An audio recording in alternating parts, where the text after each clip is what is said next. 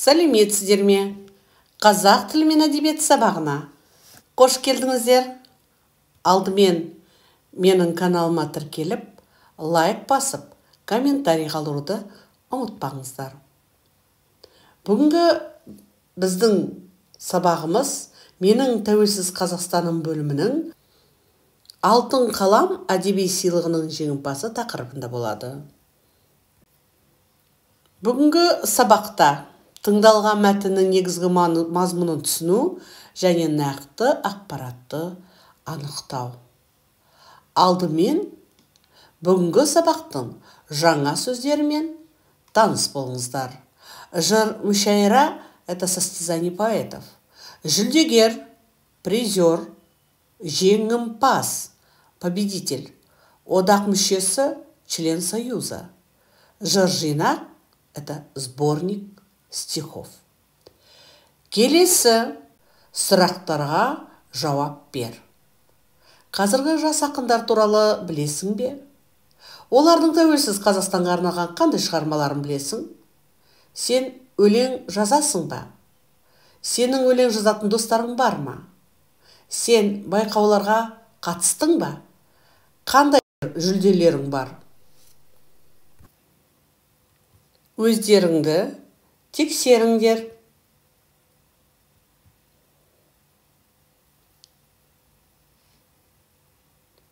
Келесі жазылым тапсырмасында суреттерді пайдаланып мәтін құра.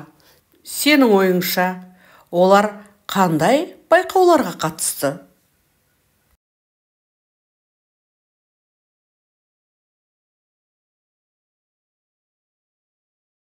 Бұл тапсырманы да дұрыс орындады деп ойлаймын. Тексереміз. Үшінші тапсырмада мәтінді тыңдап, түсініп оқып, тақырып қою керек. Сарин Қалқаман Айымғазыұлы 1978 жылдың 2 қаңтарында қазіргі Шығыс Қазақстан облысы Абай ауданы Арқат ауылында дүниеге келген. 1994 жылы орта мектепті, 1998 жылы Гумилев атындағы Еуразия ұлттық университетінің тарих факультетін бітірген. Еңбек жолын мұғалім болудан бастаған. 1998 жылдан 2008 жылға дейін Қазақ ұлттық музыка академиясында оқытушы болып қызмет атқарған. Қалқаман Сарин халықаралық, республикалық жыр мүшәйралардың жүлдегері. Халықаралық шабыт фестивалінің лауреаты, Алтын қалам әдеби сыйлығының жеңімпазы, Дарын мемлекеттік жастар сыйлығының лауреаты. Ол Қазақстан Республикасы жазушылар одағының мүшесі, Арманымның бейнесі атты жыр жинағының авторы. Жібек сезім, жүрек сөзім деп аталатын үн таспасын шығарған. Ел ішіне кеңінен танылған Қызыма, Күзгі бақ, Жібек сезім және тағы басқа әндердің мәтінін жазған. Мәтінді тағы да бір оқып шығыңыздар. Осы мәтінді пайдаланып, сөздерден сөйлем құрап жаз.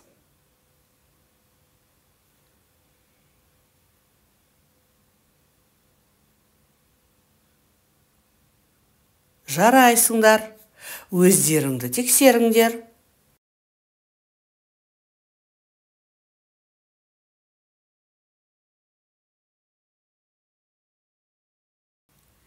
Келесі тапсырмада мәтінге сүйеніп, ақпараттың дұрыстығын тексеріп түсіндіріңдер.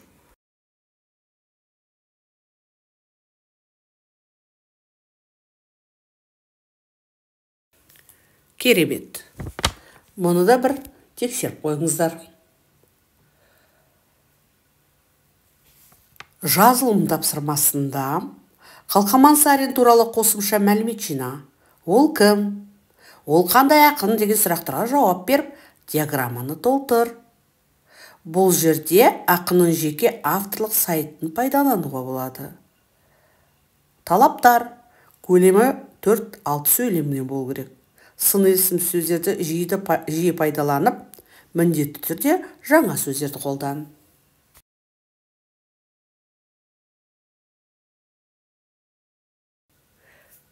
өздеріңді тексеріңдер.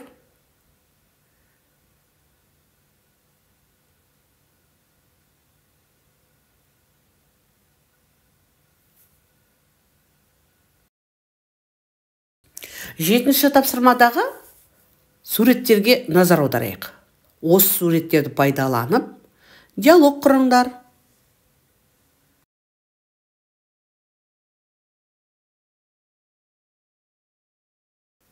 Алдарыңыздағы ықтимал жауаппен салыстыра отырып, өз жауаптарыңызды тексеріңіздер.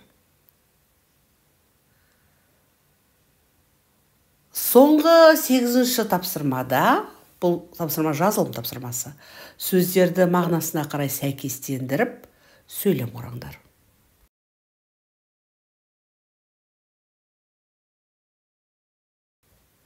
Жарайсыңдар.